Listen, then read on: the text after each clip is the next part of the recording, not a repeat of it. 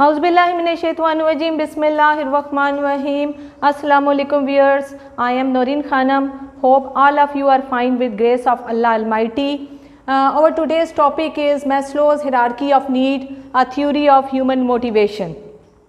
This theory was proposed by Abraham Maslow in 1943 in his paper by the name of A Theory of Human Motivation. This theory is very much referred to the educational circles. It referred to the teachers, to the art teachers, and it is a reminder or framework for the teacher that their student cannot work properly and cannot work with their full potential if their basic needs are unmet. ये theory refer की गई है students के लिए, learners के लिए कि वो लर्नर्स और स्टूडेंट्स अपने फुल पोटेंशियल से नहीं पढ़ सकते, नहीं लर्न कर सकते अगर उनकी बेसिक नीड्स पूरी नहीं होती.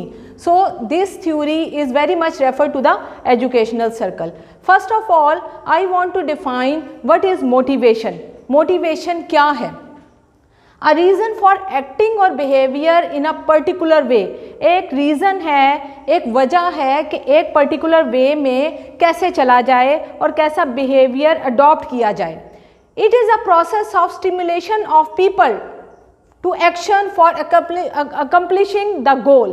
ये एक ऐसा process है जो कि लोगों को stimulate करता है कि वो अपने goal को कैसे achieve करें.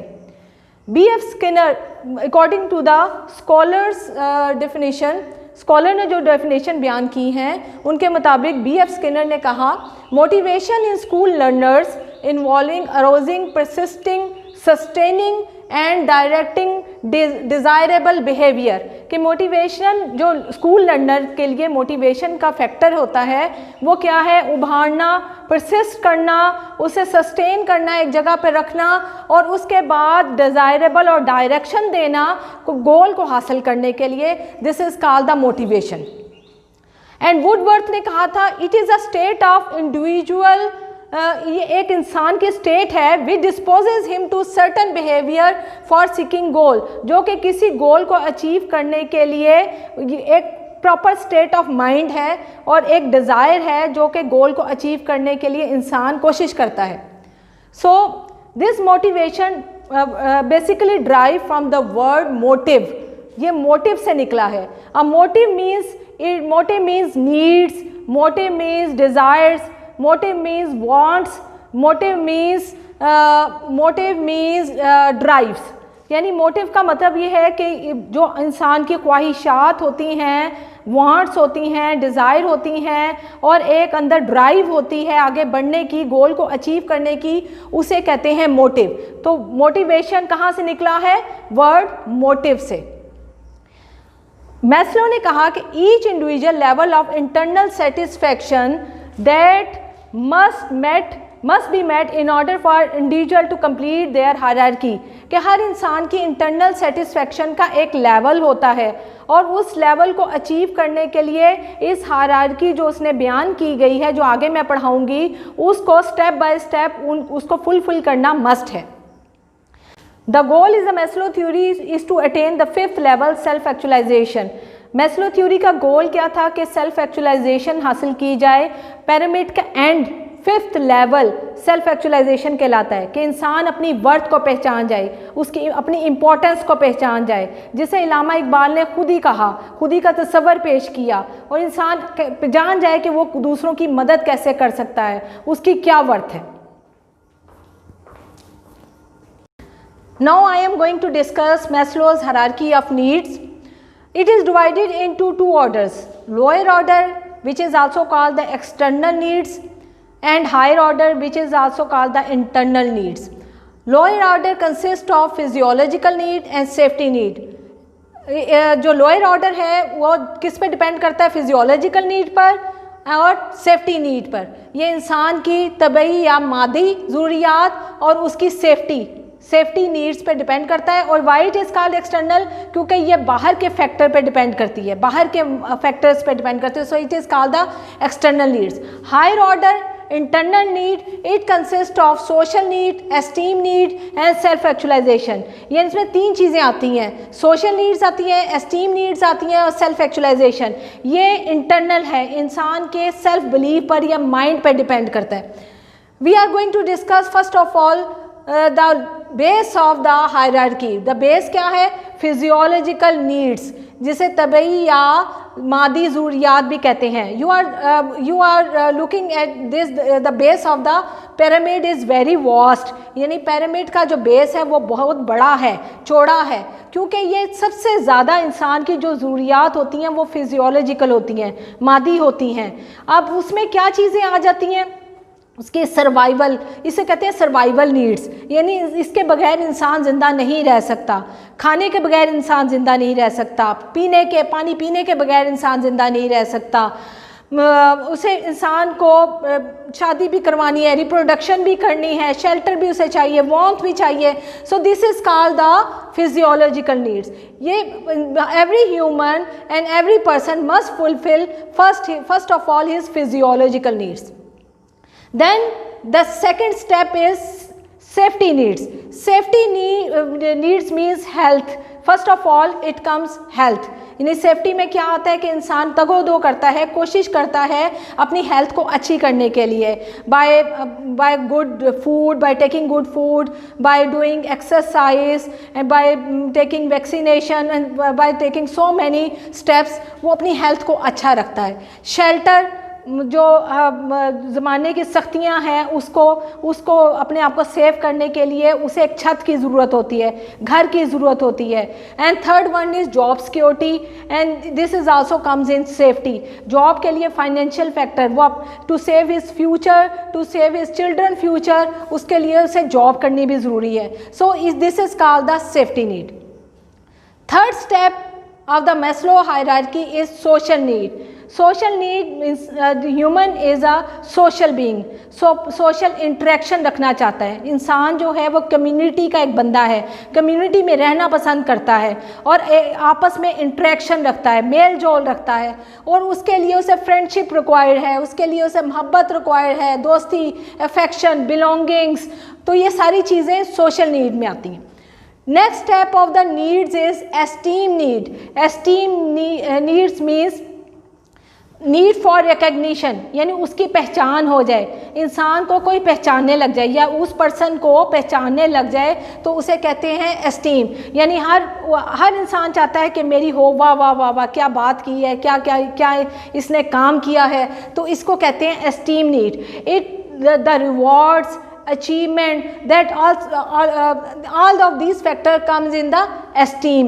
यानी इंसान चाहता है कि मुझे एक ऐसी ऑर्गेनाइजेशन में एक अच्छी पोस्ट मिल जाए, मुझे एक अच्छा प्रोजेक्ट मिल जाए, तो इसको एस्टीम नीड्स कहा जाता है.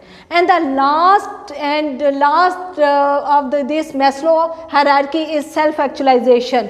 सेल्फ एक्चुअलाइजेशन इज द इंसानियत की मेराज, इंसान के वर्थ, इंसान अपने आप को पहचान जाए, तो इसे सेल्फ एक्चुअलाइजेशन कहते हैं. It comes problem solving, acceptance of reality, acceptance of fact. यानी इस स्टेज पर हर इंसान या हर ह्यूमन बीइंग प्रॉब्लम्स को सॉल्व करना जानता है और तमाम वो फैक्ट्स और फिगर को जानता है और वो एक्सेप्ट करता है, रियलिटी को एक्सेप्ट करता है. जब ये सारी नीड्स फुलफिल हो जाती हैं तब वो सेल्फ एक्चुअलाइजेशन की स्टेज पर होता है. सेल्फ एक्चुअलाइजेशन का जो तसव्वुर है वो हमारे पोएट अल्लामा इकबाल ने दिया था खुदी के तसव्वुर से, कि इंसान जब अपने आप को पहचान जाएगा, अपने खुदी को पहचान जाएगा, that is called the self actualisation. और इस स्टेज पर वो दूसरों की मदद करेगा, वो पहचानेगा कि मैं क्या हूँ और मैंने इस दुनिया में अल्लाह ताला ने मुझे किस लिए भेजा और मैंने दूसरों की मदद कैसे करनी है. So these are the Maslow's hierarchy of needs. It contains 3 factors. इसके 3 फैक्टर हैं. First factor is individual must satisfy lower order needs before they satisfy higher order needs. कि इंसान को या किसी भी ह्यूमन बीइंग को या इंडिविजुअल को सबसे पहले लोअर ऑर्डर जो नीचे वाली जो नीड्स हैं उसको फुलफ़िल करना है, और इस फुलफ़िल करने के बाद वो ऊपर वाली नीड्स को फुलफ़िल कर सकता है. बगैर उसके वो ऊपर नहीं कूद सकता. वो ऊपर जंप नहीं लगा सकता। सबसे पहले वो फिजियोलॉजिकल नीड को पूरी करेगा, देन सेफ्टी नीड्स को पूरी करेगा, और देन फिर वो ऊपर जो हायर ऑर्डर हैं जैसे सोशल नीड है, एस्टीम नीड है, और लास्ट में सेल्फ एक्चुअलाइजेशन जिसमें बहुत कम लोग पहुंचते हैं, उसको अचीव करेगा। तो पहले लोअर ऑर्डर नीड्स को अचीव करेगा और उसके बाद हायर ऑर्डर को। Satisfied need will no longer motivate.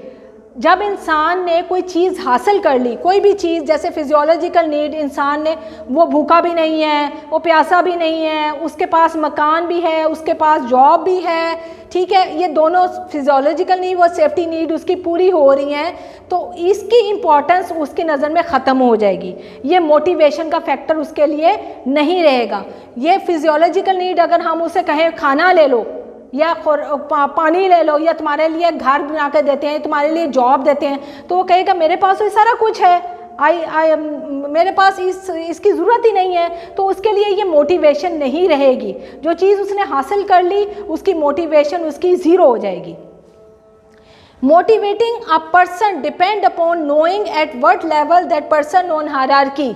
यानी एक पर्सन को मोटिवेट करने के लिए ये जानना ज़रूरी है कि वो हायरार्की की किस स्टेज पर है, उसे कौन सी चीज़ हासिल है और कौन सी चीज़ हासिल नहीं है।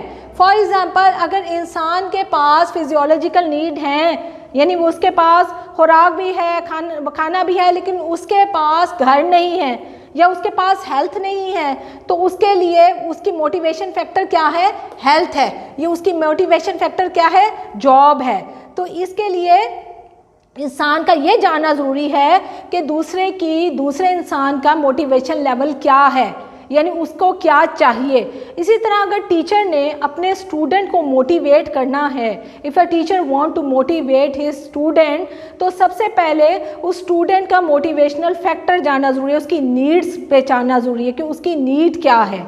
अगर एक बच्चा जो है वो घर से आ रहा है और उसको उसके घर वाले उसे टॉयज़ भी दे रहे हैं, उसको कुछ और रिवॉर्ड्स भी दे रहे हैं, उसके पास सब कुछ है, तो टीचर कहेगी कि उस बच्चे के लिए ऐसा क्या किया जाए कि वो पढ़ाई में और ज़्यादा अच्छा हो जाए या उसकी जो लर्निंग डिफ़िकल्टीज़ हैं वो इजी हो जाएं, वो कुछ हमें ऐसा करें तो वो इसका मोटिवेशनल फैक्टर बने। उस फैक्टर के बनने के लिए उसका लेवल देखना ज़रूरी है। तो उस बच्चे की फॉर एग्ज़ाम्पल उसकी सेफ्टी भी है, उसके पास फिजियोलॉजिकल नीड्स भी हैं और उसके लिए सोशल नीड्स भी हैं, उसके पास उसकी इंटरेक्शन भी है, लेकिन वो एस्टीम चाहता है, वो रिकग्निशन चाहता है, तो उस बच्चे के लिए तालियां बजवाएंगे, उस बच्चे के हम कहेंगे क्लैपिंग करें, उसके बच्चे की हौसला अफजाई करेंगे क्लास में, तो ये एस्टीम नीड्स होंगी, तो वो बच्चा शायद वो ज़्यादा अच्छा पढ़ेगा। तो ये मोटिवेशन फैक्टर्स कहते हैं। तो ये आज का हमारा टॉपिक था। Hopefully you enjoyed this topic, और ये जो टॉपिक है it is very much concern with all teacher. Thank you very much, and always remember to subscribe my channel, and always remember to press bell icon for further update. Thank you very much. Take care of yourself and your loved ones.